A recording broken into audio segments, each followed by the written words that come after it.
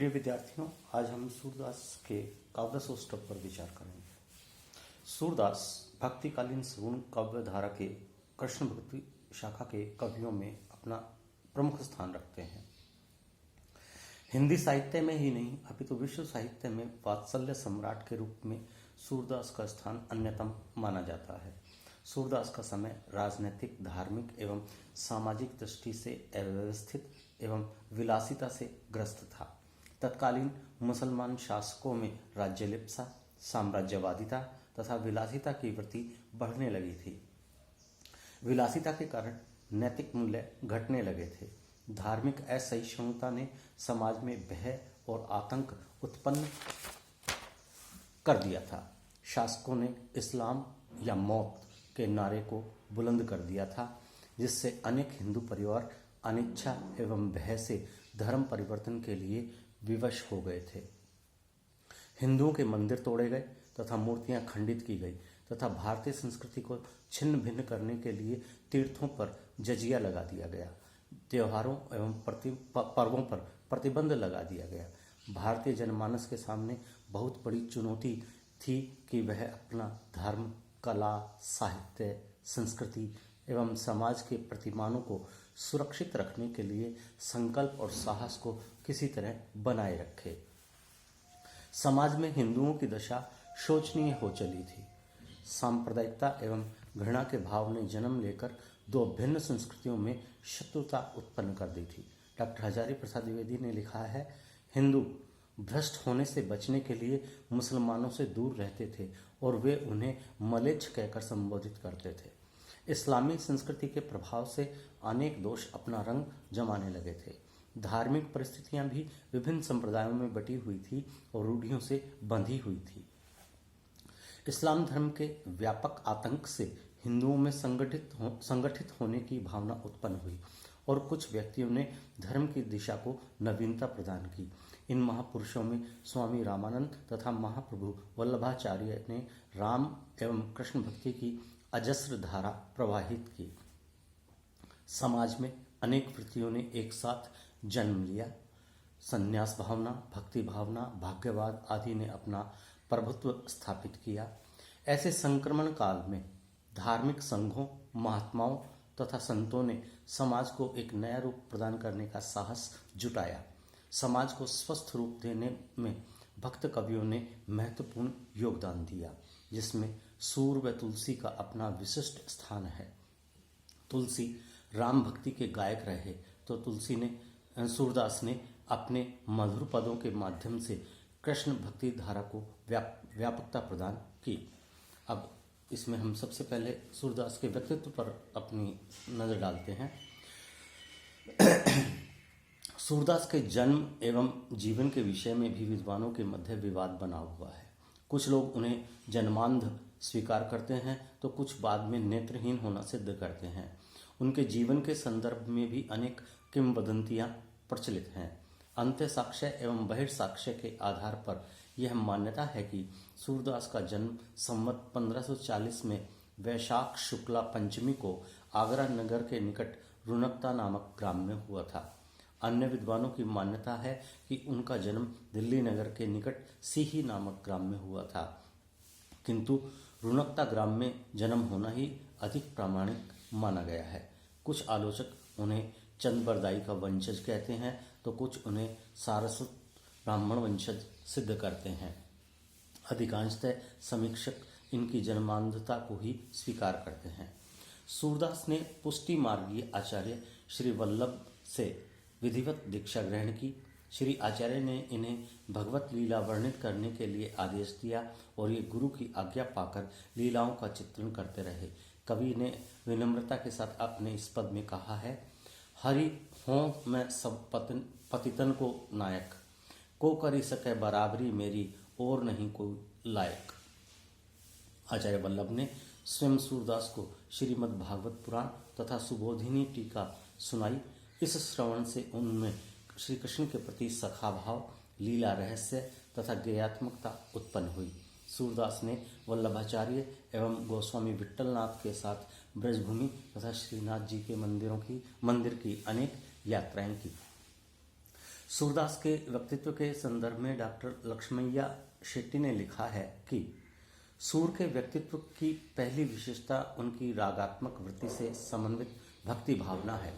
वे श्रीनाथ जी के मंदिर में रहते समय कृष्ण सखा के रूप में सख्य भावाश्रित समाधि में लीन रहते थे।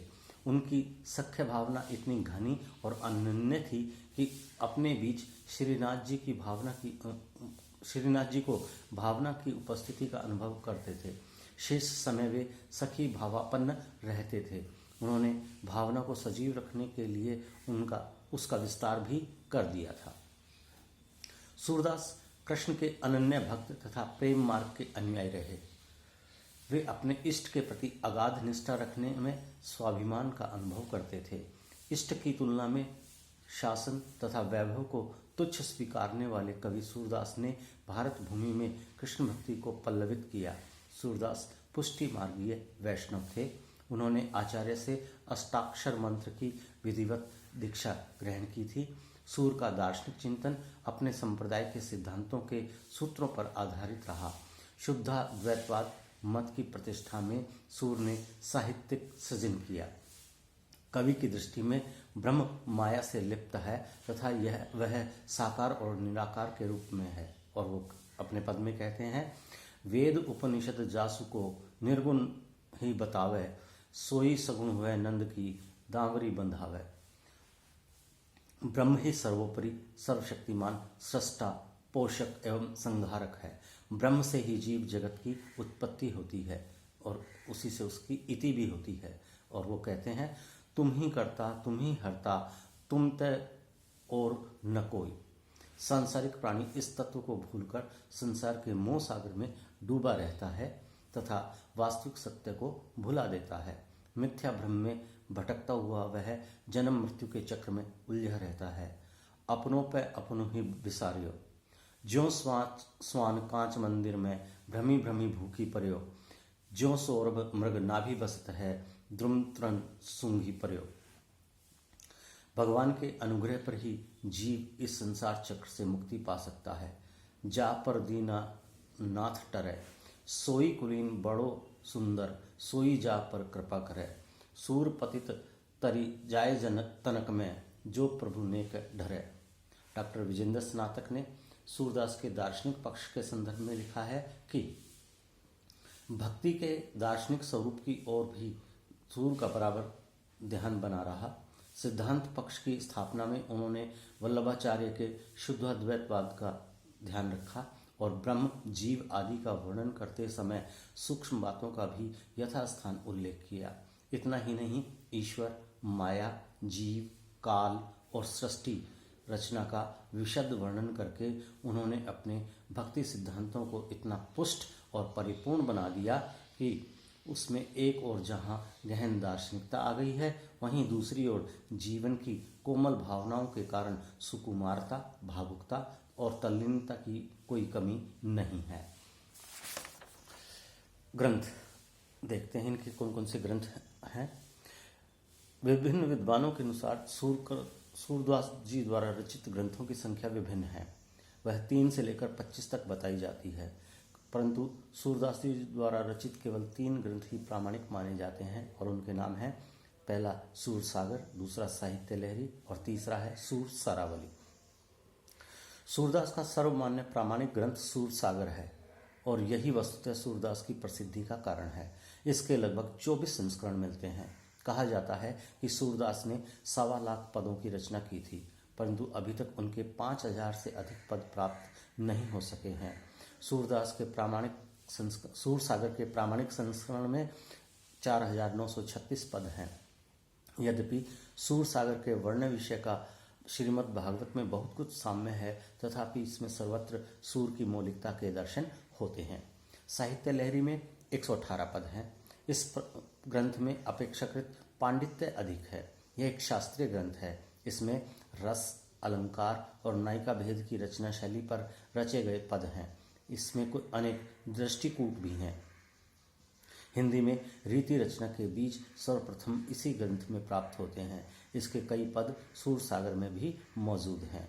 सूर सारावली एक स्वतंत्र ग्रंथ न होकर सूरसागर की अनुक्रमणिका है। संभव है कि सूरदास ने इसकी रचना सूरसागर की भूमिका के रूप में की हो। इसमें कुल 1107 पद हैं। कुछ विद्वानों का मानना है कि यह ग्रंथ सूरसागर के सारांश के रूप में लिखा गया था। तो प्रिय विद्यार्थियों, आज इस प्रश्न में इतना ही। इस प्रश्न को हम अगले वीडियो में आगे बढ़ाएंगे। धन्यवाद।